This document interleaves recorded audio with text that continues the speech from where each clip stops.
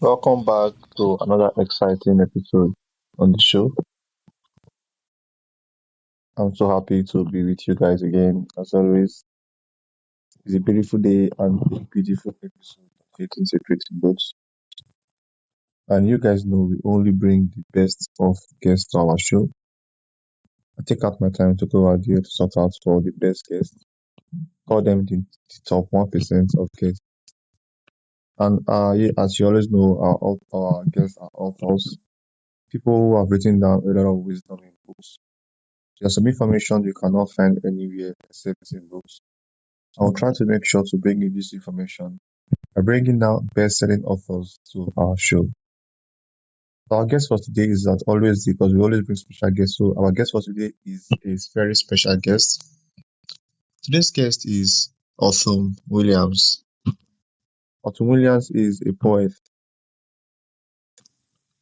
who explores human experiences of time, loss, and dreams in her Kiku's-based #1 best-selling poetry collection, Clouds on the Ground. Autumn, welcome to the show.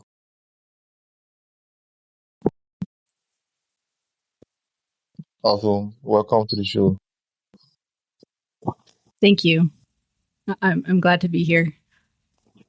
All right, so I would also like you to introduce yourself to my audience.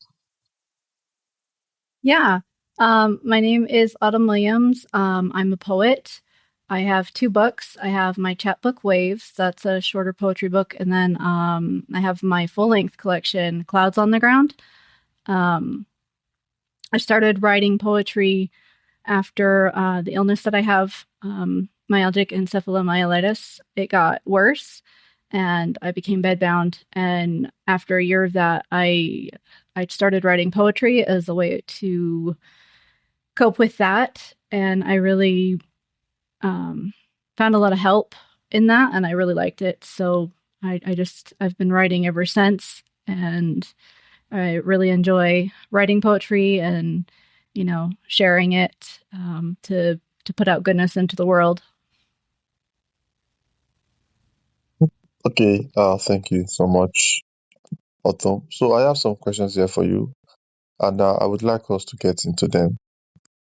All right, so tell us about your experience living with chronic illness. How did it lead you to writing poetry, and how has it shaped your voice so far as a writer?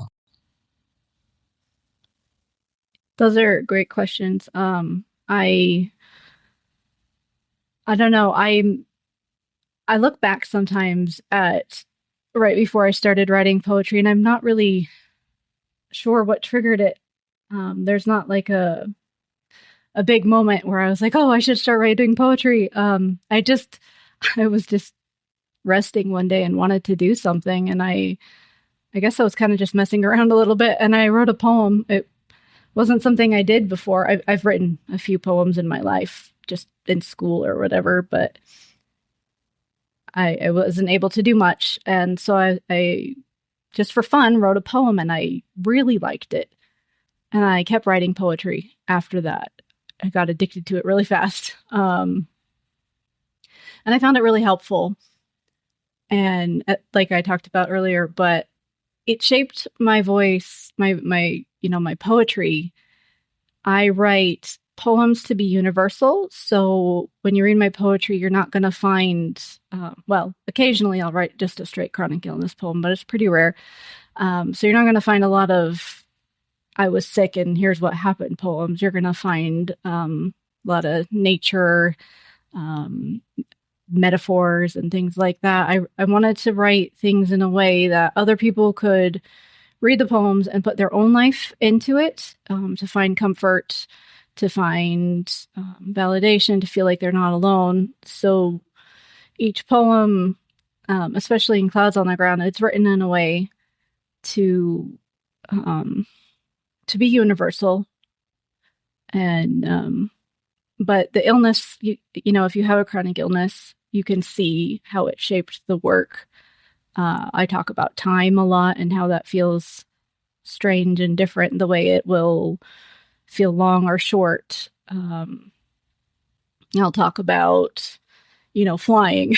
um, just because that's the thing when you're sick, you visualize a lot if you can't move around a bit or a lot. And then, talking about loss and leaving it open for interpretation so people can see what they want to see from it. But definitely the illness shaped my voice.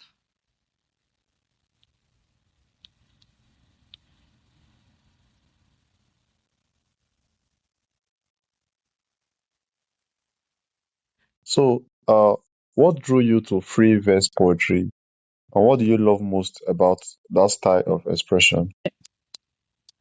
Yeah, when I was writing poems, that first one I didn't really know what I was doing. And I always loved the idea of poetry, but I never really got into it. Like I would read poems here and there, and I had a favorite poem, but I didn't study it. I didn't know it. And after I wrote, I don't know how many I wrote. It might have been after that first one, or it might have been after a handful, but I remember looking up online, like, can a poem be whatever you wanted it to be? I didn't want any sort of restrictions. I think I had, at that point, I was just sick of restrictions in my life, and I just wanted to write whatever I felt like writing in whatever way I felt like writing. So I looked it up, and that was free verse poetry. There's no rhyming scheme you have to follow, no line limits or anything like that. And I just went with that. Um, and I think, my favorite part about writing free verse is the freedom of it. It really gives it a lot of space to become something musical, something that I want it to be. I don't feel limited in what I can put into it. It can just become, what eventually became my voice. I didn't really I didn't purposely make it what it was. I just kind of let it flow out because I didn't want anything to be difficult as I was first learning to write poetry. So I really enjoy the freedom that free verse poetry gives.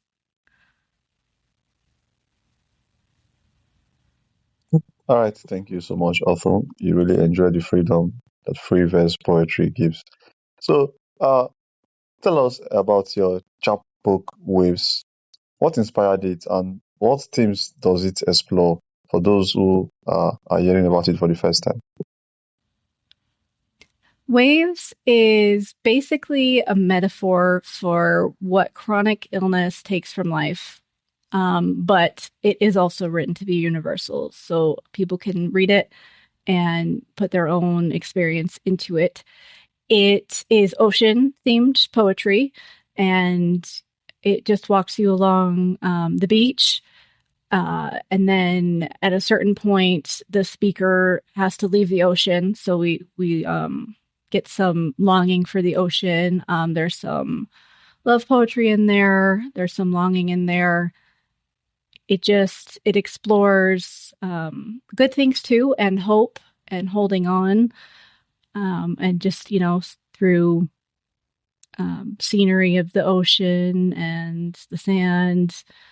Um, but it's a really quick read. It's meant to just be a nice thing to just read real fast. I write accessible poetry. Um, I feel like with chronic illness, sometimes reading things that are really dense can be difficult. And I actually have been writing some longer poems now. It's been a while, but I still try and keep accessibility in mind. I like my poems to be easy to read. So Waves is meant to just be a quick thing, just an enjoyable quick read. Hopefully people will feel seen and feel like they're not alone, and just be able to escape into the ocean for a little bit. All right, Arthur. So, your work, your collection, your collection Clouds on the Ground has been widely praised.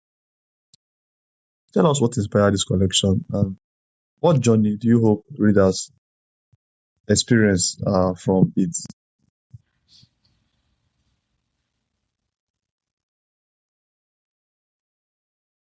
Yeah, I guess ultimately I hope that they experience what they need from it. But it's written to be universal.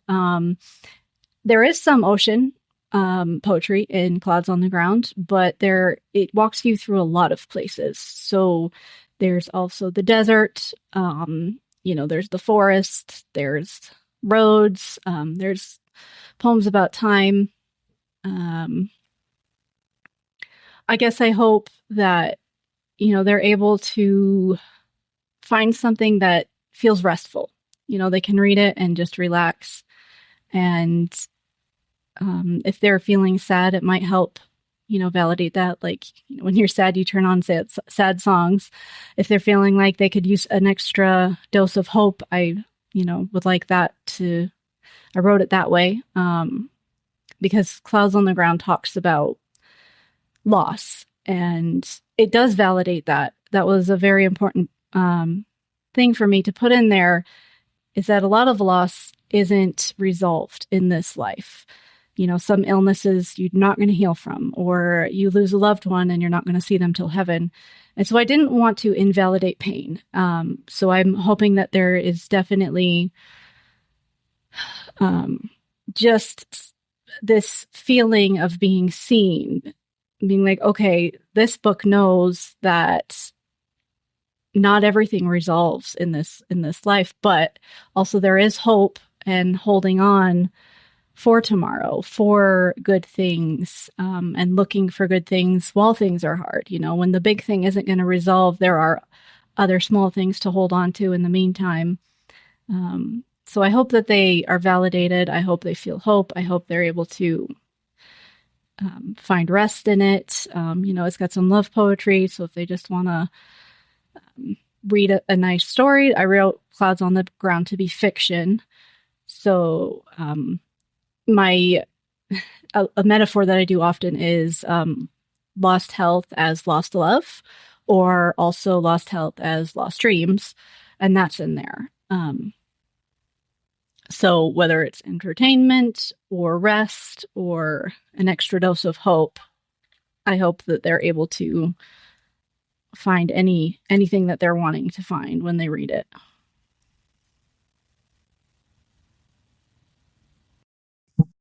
Okay, thank you so much.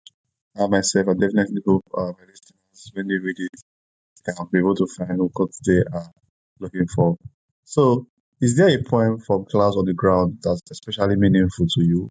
And could you share a backstory to it? Yeah. From the title itself, Clouds on the Ground, I wrote a poem, which is also called Clouds on the Ground. I took it from an experience that I had, and then the title itself, it evolved to be kind of the meaning of the book.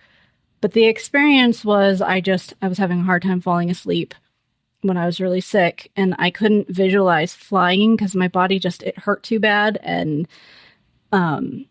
human brains sometimes go into these protective states. So if you're too sick to walk, sometimes it will stop you from visualizing walking. So that's what it was doing. It was stopping me from visualizing any sort of movement. And I was trying to fall asleep, and I like to visualize flying in clouds, and it wasn't working. So I just had this idea to visualize the clouds resting on the ground all around me. And that worked really well. I was able to relax. My body calmed down. It knew it wasn't trying to move, and I was able to fall asleep.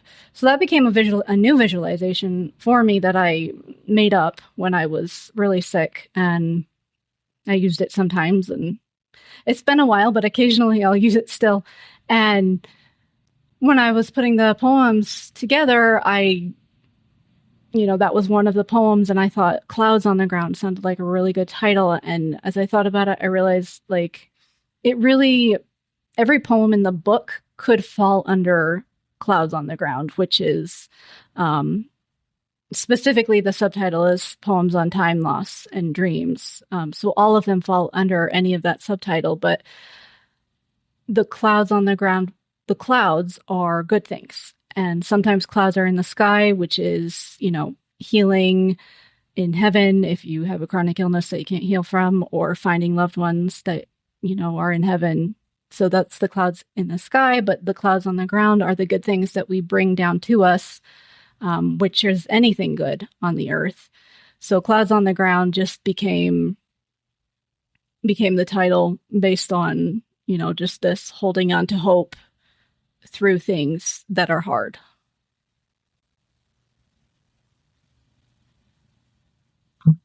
Okay, thank you so much, Anna. So, uh, we want to know what your creative process is like. Many people they find it difficult to write poetry. Those a lot of people have tried, but they find it very difficult.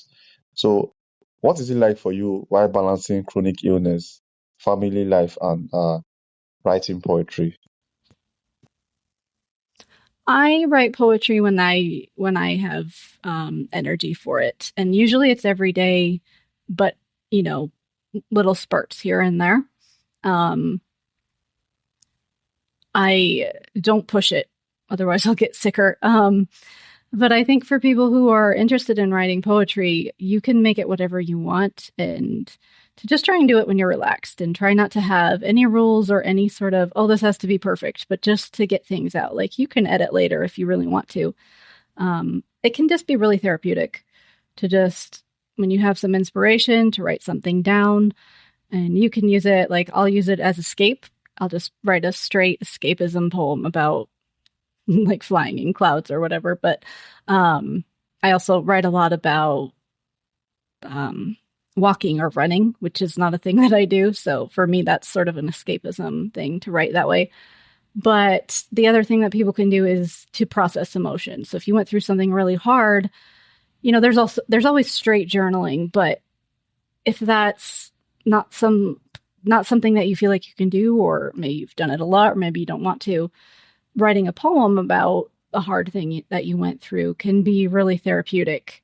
You kind of step outside of the experience, or you can step even further into the experience, depending on what you need when you write the poem. But you can use it as entertainment, as escapism, as healing, as processing emotions.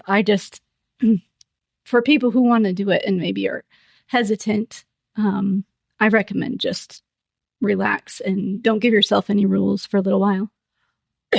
Excuse me. Okay, so do you think the best poetry are written from a place of pain? Um,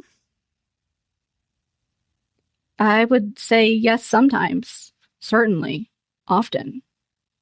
The best poetry can definitely originate from a place of pain. I think sometimes a place of joy also can generate some of the best poetry too, but pain is definitely a powerful tool in creating really good poetry. So you mentioned that you write poetry every day, like little bits of poetry every day. So what triggers do you have daily that makes you to write poetry, like little bit of poetry every day? Sorry, I couldn't hear some of that. Something You about mentioned, poetry every day. yes, you mentioned that you write a bit of poetry every day. So Uh-huh. what trigger do you have every day that makes you to write a bit of poetry every day? Okay. Okay. Yes. Lots of things. Uh, Certainly, I need to be feeling healthy enough, and my mind needs to be clear enough. But I don't know. It's usually just something inspires me. I'll be reading other people's poetry, and that can definitely trigger some of my own. A song triggers it, a memory, um, sometimes just a word, or sometimes just a sound. Lots of different triggers. All right, thank you so much. So, when someone finishes reading your poetry, what do you hope they carry with them into their own lives, practically? That's a really good question. Ultimately, I hope that they carry this idea that it's very valid to have pain that they don't just need to shove away, that they don't need to hide, that they don't need to get over, that it's okay to feel all sorts of emotions, and that it's valid to have to reprocess loss that isn't going away. And that would be my ultimate hope, that they could feel that. All right. Thank you so much. Thank you for sharing your remarkable, beautiful perspective on finding hope, meaning, and comfort to poetry. Thank you for having me on the show, and I really appreciate you taking out your time to be here to share with us your work. Also, Clouds on the Ground is the one best-selling poetry collection. So, for those that would like to get their hands on this poetry collection, how can they do that? Thank you. Yeah, it's been great being here. I really appreciate it. They can find Clouds on the Ground on Amazon. It's for sale there. But if they go to my website, autumnwilliams.com, there's links to Clouds on the Ground. There's a link to Waves, my chapbook, which is free. But Clouds on the Ground is for sale. It's an ebook or paperback or hardcover.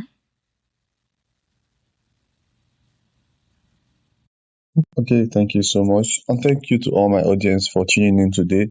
You guys are the reason why we are able to do this. Thank you all so much. And make sure to check out Clouds on the Ground on Amazon. Thank you so much, Autumn, for coming to my show.